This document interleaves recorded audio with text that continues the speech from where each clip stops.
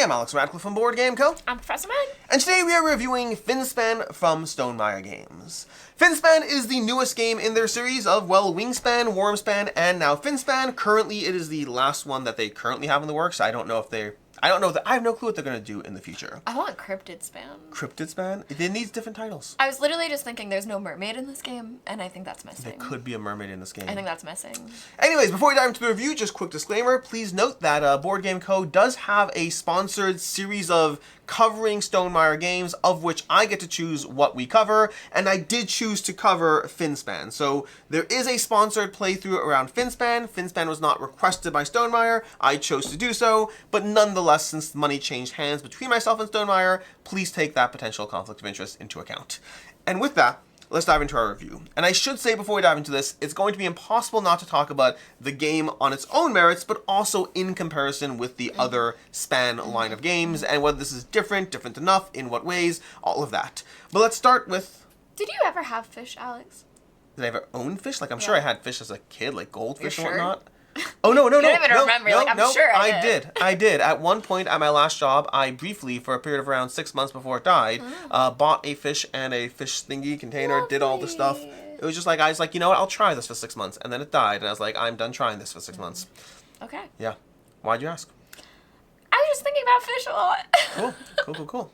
Anyways, I'm going to give you a very brief overview of how to play the game. If you want to see the game played out, check out that playthrough so you can get a full sense of the game. Also, if you're familiar with Wingspan or Wormspan, there'll be a lot of general similarities. But the core idea is across 4 rounds of play, 4 weeks of play, you're going to be taking actions with your 6 divers. You'll have 6 divers, they're going to be the core actions you take, and these actions are either placing a diver up here to go ahead and play a card from your hand, which is open information, or alternatively, placing a diver into a row to activate that row, which the row activation will get stronger the more fish you have through the game. So as you have fish, certain ones will have if activated abilities, and also certain sections will activate only if you have fish. So your core actions, your 6 actions every round, are focused around playing fish to get your engine up and running, and then activating those columns to be able to get the full benefits of those columns. Those benefits are going to be drawing more cards, laying eggs on your fish, and then hatching those eggs into young, and then potentially moving those young around and to group them into schools, because 3 young turn into a school, which then gets replaced by a school token, which is worth twice as many points as the 3 young were on their own. So there's a lot of board positioning to get that puzzle to work. At the end of each round, there is a goal that's going to give you something, and these are variable. There's a starting side, and then there's variable goals to give you different things to work towards, as well as getting extra points and driving your engine slightly differently as you play. And then in the game, you'll score points for your fish, your eggs, your young, your schools, as well as your endgame points, and see who got the most points across a game of Finspan. As far as our review, where do we want to start? Do you want to talk about comparisons? Do we want to dive straight into general opinions of this game? I think that before we do any of that, because this is very comparable to other games, I will say that the fish are delightful. I know that one of the things is just like what's added to the game, and I would say we'll get into the mechanics and all of that, but you're getting the same, par for the course of like a bunch of beautiful fish. They're all really cool. They're very, very different, very diverse. So yeah, just to start off with like the obvious in the room, it is well done for a fish version of a Span game.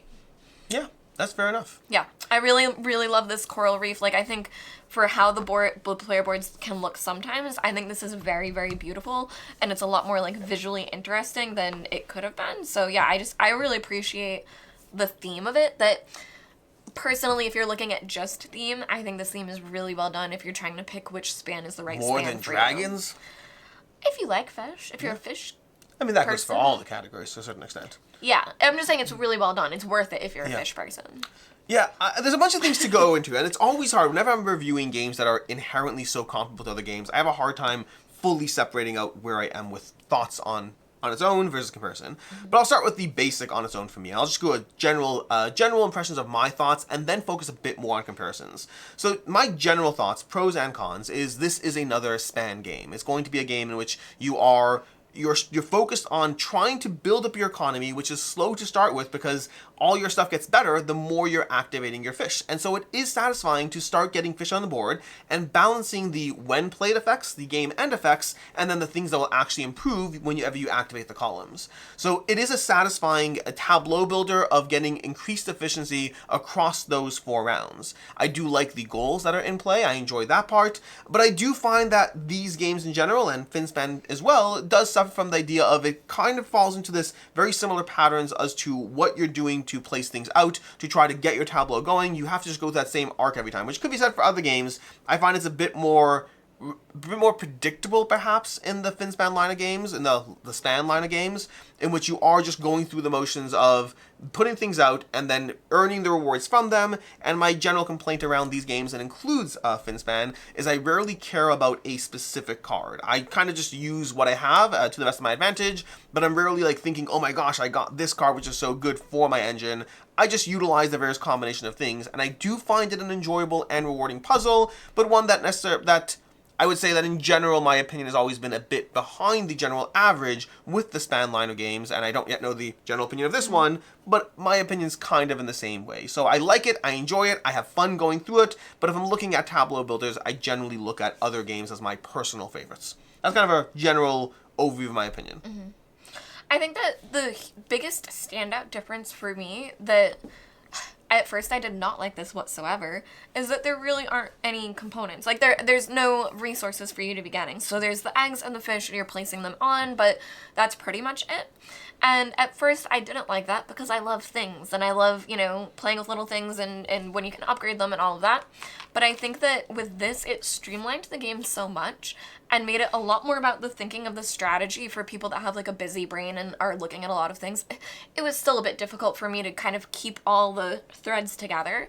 But that being said, I think that the lack of resources is actually better, and it helps with things like analysis paralysis and things like that, that it gets you into the game playing, using your abilities over and over and using your board a lot more, as opposed to really like trying to figure out, and like with dice rolls and things like that and the resources you can get. I loved that change in this. Yeah, which like I said, let's dive into a bunch of the changes, but first of all, I'll start with echoing what you said. I love the change of the lack of resources. I've always found that Wingspan more so, and Warspan got better, but I find the resource puzzle in those games almost feels a bit abstracted. Like, it doesn't feel like the individual resources that matter that much, and it's more about the general pool. And this really embraces that. Your resources here are discarding other cards, and then eggs and young are the primary resources as far as what you're doing, which is the core elements that you're anyways putting onto the board. Yeah, these are all the tokens in the game, and these ones flip over. So eggs become fish, so that's all you need is that one type, and then 3 fish become this. So that's really it. And the other thing you're working on is discarding cards, and then eating other fish that have a smaller span than the fish that's eating those fish. So I really like that component change. I thought it was streamlined and really forced me to also be much more mindful of my hand and what cards I want in the hand, but also the ability to get cards back. So overall, I enjoyed that. The board puzzle is also a little different. We have rows and columns compared to the general more just rows in Wingspan and Wormspan. There are some column aspects, and especially in Wormspan, I know there's things that will activate a full column, but this one really leaned more into the rows and columns aspect, and I think it's not necessarily as immediately intuitive as the other games, but it does work well as far as forcing you to fill up certain regions to get more benefits, while also trying to be mindful of activating a full row. What was in that row? At what point have you achieved maximum benefit from getting that row versus trying to get other stuff done? And the balance in general of trying to decide between early game, end game, in-game, I guess that's true for the general Span series, but I like that puzzle a little bit of where do I want to focus? Build up my economy, or just get a whole bunch of cards all at once, but then never benefiting from that card again, but then also possibly eating that card later with a predator to benefit and then benefit again from that card. As far as other differences, first of all, there's not going to be the changing number of actions per round. Wingspan has a reducing number of actions as your tableau gets better. Warspan actually gives you coins you can utilize for these extra actions, and this one just has a straight 6 actions. There are 6 actions per round. There's 4 rounds, 4 weeks, plain, simple, straight to the point. I don't know if I feel better or worse about it. I never liked Wingspans. I always like it when it's set. I'm just that kind of person. Well, so I'm torn. So for Wingspan, I never liked the fact that you get less stuff done. Yeah. Even though your engine's getting better, I don't want to feel like I get less economy going on. Even though it's not actually less economy, I just don't like the feeling. Warspan, though, the extra coins, that kind of led to fun little turns and extras. Yeah. So that I'm kind of fine with it is the way it is. I agree with you. I like the set 6 actions. It's straight, it's clean, it's simple, it's easy to teach. no complexities, which I guess brings us to like this is much more accessible, I think, than the other games. Yes. It is more streamlined. And something else that I would add to that, which was another difference, is that you have your personal discard pile. So I think that's something that adds to the streamlined and to the analysis paralysis thing and the accessibility for players to not be too threatened at once, is that you're discarding your cards into your own discard. So you are discarding as a cost, but you have plenty of ways to get those cards back as well, and they're only for you. So I think that is a really strong change as well, to give players their own discards that you don't have to worry about and you can still get things back. I think that just helps you move the game forward. Yeah. And the cards that come out will change how you play. Like some of the early games, you were able to get so many cards on my discard that basically anything that went into my discard was coming back to me at some point or another. But then like for example, the film gameplay, if you watch that, I had the biggest discard pile I've ever had from the games I've played, just because I only had one thing pulling back. I never got other abilities. So you will have different stuff happening as you play through the game. I think the biggest other thing to touch upon as far as differences, and maybe there are others I'm not thinking of, but I think the biggest thing to touch upon the differences is the more board maneuvering going on here. This one, more so than the other games, matters what your things are and where they are. You can't have more than one egg per fish, so you really have to think through how you're going to make sure those eggs hatch so that you can get the next egg out, or spend those eggs so you get the next egg out. But then once they are young, you want to turn those young into a bunch of schools because it's going to double the points, or sometimes you don't want to because you need to have those resources available. And so there's much more of a board management puzzle going on in this that does add another layer that I enjoyed, although I will say in my games of it so far, I haven't felt as constricted as I would like by the school premise. Yeah. There's a premise where the school can't be in the same space as other schools, and maybe it's just because I never have really leaned all into it. But even when I have gotten a bunch more schools going, I've never felt like I was that limited. Yeah, it's and so like that I like the board puzzle of moving. But the school restriction around not having more than one school per area, I was more excited about that in theory, and in practice, they're just not ever really in the way. So that's both a good, but then a small asterisk on the good. Anything? This is just like another small thing, but also comparing to making it a bit easier for everyone to play and things like that. Your hand is also played open, so everyone can see your hand when you're playing. So not only does that help you kind of see what other players could do for the different goals that are coming out and things like that, but you're also able to just ask questions. You can say, what does this do, and things like that, without having to, keep things too secret, or when you see certain symbols, what does that mean? So I think that, again, it just helps with that accessibility for all different types of players, whether you want high strategy of knowing what everyone has, or if you want to be more helpful with newer players and, being able to answer questions of what they have. But yeah, I think that also just made the game faster, which let you focus on the strategy.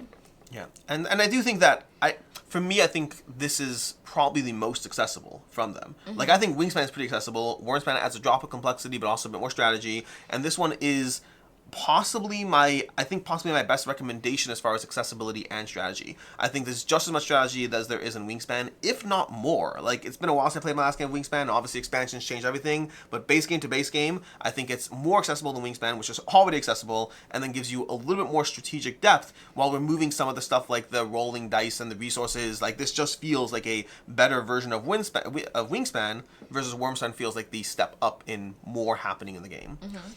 As far as general final thoughts, where are you on this, both in terms of your rating, in terms of comparisons? Well, sorry, Alex. Yeah, no, go, more stuff. For things I didn't like. Oh, things you didn't like, yes, go ahead. I believe this may be a player problem, but in my experience with this game and the times that I've tried, this particular row is very difficult. And basically with everything we've described, you're putting out eggs and stuff like that. This row lets you put out all eggs. And for this one, it's hatch an egg, and then you can move either a single or a school, and then move a single or a school. And for me, that column just felt so tricky. You didn't really want to build into it because it didn't seem worth it. You're going down it, you're only hatching 2, and then you are being able to move them around, but if you're hatching them just to feed them to other fish, it was just the hardest track for me, and I didn't really have a way to make it appetizing. Like, I even kept trying to draw as many cards as I could to get when activated abilities into this row as often as I could, and I just never really felt like this row hit the way I wanted to. Yeah, and I don't disagree. I have used the row to its benefit, but it's column. It's easily been the column that I've activated the least from the others. Yeah. I do like it. I do almost wish there was one more hatch and one less. I wish this was optional. Yeah. I wish this was a slash and you could move or hatch. That would be significantly more compelling. It would. Yeah. But I don't disagree. And as far as things I don't like, I didn't really heavily go into it because honestly, I don't know for me if there's anything I dislike. Yeah, for me that was the biggest standout. Yeah.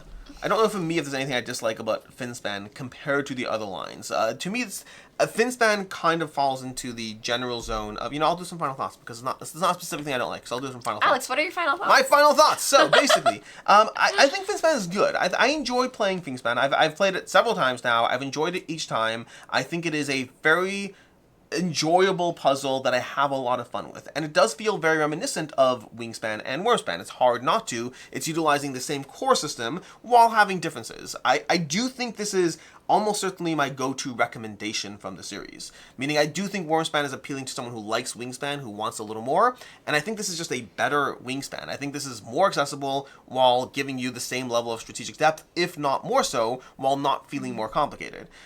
Comparing it to Wormspan is a bit trickier because Wormspan I think has a little more rules overhead, but does a little bit more for you. I think if it's a weird way to review this because this isn't my strongest rating from the series. Wormspan is my strongest rating in the series. I'm coming in at a 4 out of 5 on Wormspan, and I'm coming in at a 3.5 out of 5 on Finspan. But weirdly enough, I think if I were going to keep only one, I would probably keep Finspan because I think Wormspan's competing with other games that I get more out of the system for, versus this one feels like the best combination of accessibility and everything else.